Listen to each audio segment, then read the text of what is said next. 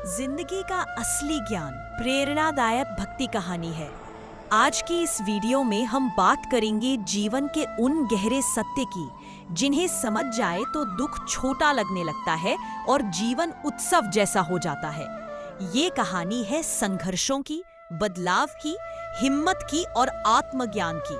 तो वीडियो को अंत तक जरूर देखिए। हे प्रभु, हमें ऐसा जीवन दो जिसमें हम लेने में नहीं देने में योग्य बने। दुनिया में वही महान नहीं जो बड़ी किताबें रखता है, बल्कि वह है जो बिना कुछ कहे हर दिल का हाल समझ लेता है। गीता में लिखा है, परिवर्तन ही संसार का नियम है। जिसे हम मृत्यु कहते हैं वही तो नया जीवन है। एक क्षण में कोई राजा बन जाता है, अगले ही क्षण सब कुछ खो जाता है। इसलिए मेरा तेरा, बड़ा छोटा, अपना पराया छोड़ दो, फिर न तुम किसी के से दूर रहोगे, न कोई तुमसे। भगवान कृष्ण ने भी यही सिखाया। जन्म से लेकर जीवन तक उनसे लगातार कुछ न कुछ छूटता गया। पहले माँ पिता, फिर यशोदानंद, फिर गोकुल, फिर सखा, राधा और अंत में मथुरा। सब छूटता गया, पर एक चीज कभी नहीं बदली, उनकी मुस्कान और उनका देवत्व। इतने परिवर्तन, इतने संघर्षों के बाद भी श्री कृष्ण दुख के नहीं, उत्सव। श्री कृष्ण जी का संदेश, भगवान श्री कृष्ण का जीवन इसका सबसे बड़ा उदाहरण है। जन्म से लेकर जीवन के अंतिम पल तक उनके जीवन से एक के बाद एक चीजें छूटती गई।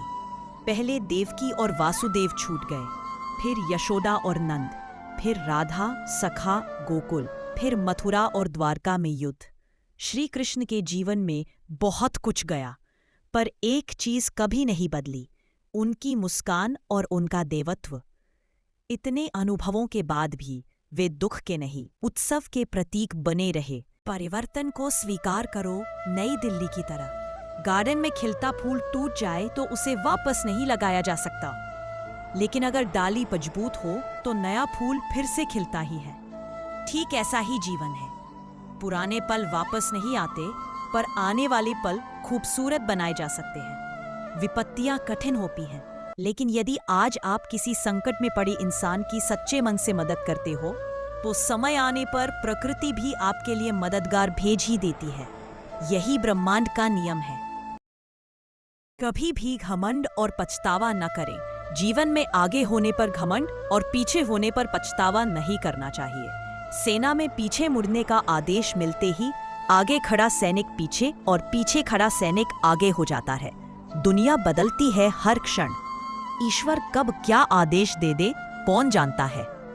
प्रकृति की पुकार, मंदिर जाना उत्तम है, जप करना उत्तम है, गीता पढ़ना उत्तम है, लेकिन कभी एक दिन आंखें बंद करके अपने भीतर झांक कर देखना, क्या कोई परिवर्तन आया? क्या पेड़ों की धीमी आवाज कानों को भाने लगी है? क्या फूल खिलता देखकर मन मुस्कुरा उठता है? क्या बिना कारण आंखें भर आती है? अगर ऐसा होने, पक्षी से सीखो। देखो उस पक्षी को, तिनका तिनका जोड़कर घोंसला बनाता है, बच्चों को पालता है, फिर एक दिन तेज हवा आती है और पूरा घोंसला उड़ जाता है, लेकिन वह रोता नहीं, टूटता नहीं, भागता नहीं।